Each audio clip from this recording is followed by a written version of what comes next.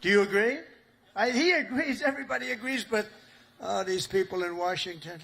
All right. We're going to do that. I'm serious about it. It bothered me so much. I'd see the costs come in. They spend $900. This is not on my watch, so, you know, if it was on my watch, I would be very quiet about it. I wouldn't be talking about it. They spent $993 million on the catapults, trying to get them to work. And they had steam, which works so beautifully, and it has for 50 years, right? So we're going to go back. Seriously, fellas, I want to make that change. I'm going to do an executive order. I'm not going to let them continue to do this. They're trying to make it work. They're trying so hard, and they have something that's perfect. So we're going to go back on that and the magnets. Thank you very much. And, of course, we cannot forget the daredevils and the pilots of the famed Carrier Air Wing 5, known as Team Badman. What the hell is that all about? Who are they? They're bad. The elite air units aboard this vessel are storied squadrons like the Royal Maces, the Diamondbacks, the Argonauts, the Chippies, the Titans, the Tiger Tails, the Shadowhawks, and the Saberhawks. All great, brave people. They're all incredible. You're all incredible people. Do you know, they say, and I love it, I love aviation. I actually had a brother who was a pilot. And see, Biden used to say he was a pilot. He was a pilot. He was a truck driver. Whoever walked in, he wasn't a pilot. He wasn't much of a president either, to be honest with you. That I can tell you. That we all know. But they say the hardest thing to do is landing a plane on an aircraft carrier. You ever hear that? And great pilots can do everything. They're great pilots, but they can't do that. It's a very special talent. So the people that do that are in this room, you're a very small group of people. Tremendously talented pilots cannot do it for a lot of reasons. There are a lot of reasons. A lot of it's right up here. So I have great respect. The hardest thing you can do as a pilot is land. You know that this ship is so big. But when you're up there in the Pacific or the Atlantic and the waves are crashing and it's getting dark, or it is dark, which is even worse. Getting dark is better. But when you're up there, they say it looks like a little needle in the ocean. It's just a very little thing, and you're landing on top. So I have great respect when I see them land. You know, 3 weeks ago they were landing and doing it beautifully. They had they're very, very talented people, and nobody embodies skill and nerve and swagger and the attitude like a U.S. naval aviator. So I have great respect for you all. Thank you very much. It's one of the reasons I'm here.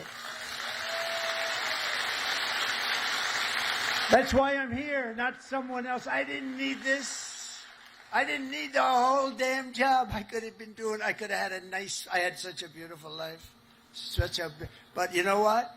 We're making America greater than ever before, and that's why I'm doing it. And we are doing numbers that nobody's ever seen, nobody ever even thought possible before. Think of it. A year ago, we were a dead country. We were like a dead country, and now we have the hottest country anywhere in the world. There's nobody even close. It's pretty amazing, I'll tell you. None of it would be possible. All of these things that we're doing, all of the respect that we have, it's really because of people like yourself. And the armed forces generally, it's amazing, the job that you all do. None of it would have been possible.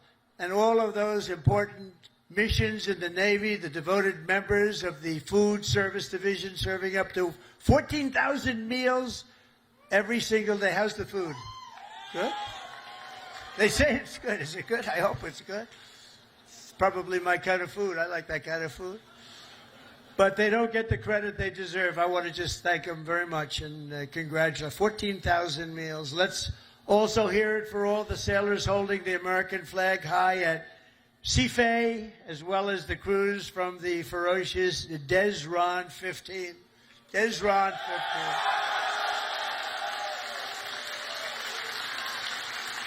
But together, the sailors here today give your very best to our nation. And as your commander-in-chief, I'm fighting every single day to ensure that we give you our very best also. We do.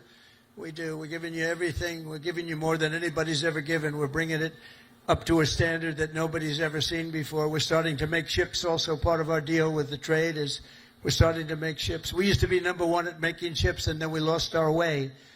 But now we're starting to make ships again, and we'll do it very soon. It's not going to take that long, but it's a process. It's not like making a bullet. It's not like it's a big, long process. We've got it going, though, I think, in the right direction. I think within a short period of time, the Philadelphia yards, as an example, is now owned by a group that's going to be making a lot of ships, a good group of people.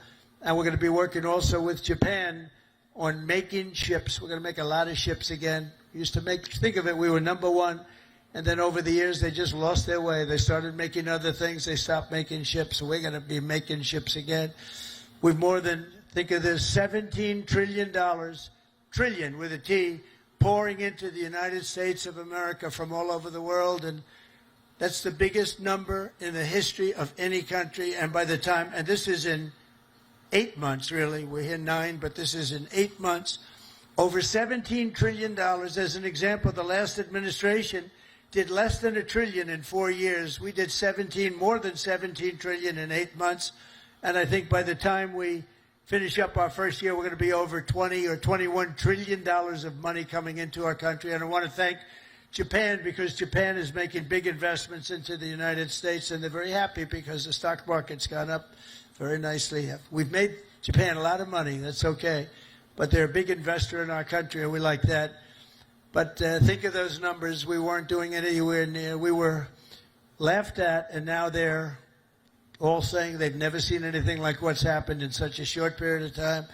And I was just told by the Prime Minister that Toyota is going to be putting auto plants all over the United States to the tune of over $10 billion. So that's Toyota. So go out and buy a Toyota. And that's a lot to do with, because right now we have all the AI plants. We have so many things happening in the United States. And it's because of November 5th, Election Day. But it's also because of tariffs. The tariffs have been so good. We're taking in trillions and trillions of dollars. I heard them before I came up. I heard you're all on television now. They're talking to all the networks. Everybody's covering it. Look at these characters back. Look at all of them. And and they were talking about the tariffs. The tariffs have... Nobody understood tariffs like I understood tariffs, and the tariffs are having people go into our country and spend tremendous numbers like we've never seen, and that brings jobs with it. It brings jobs, it brings importance, it brings everything. It brings a strong military.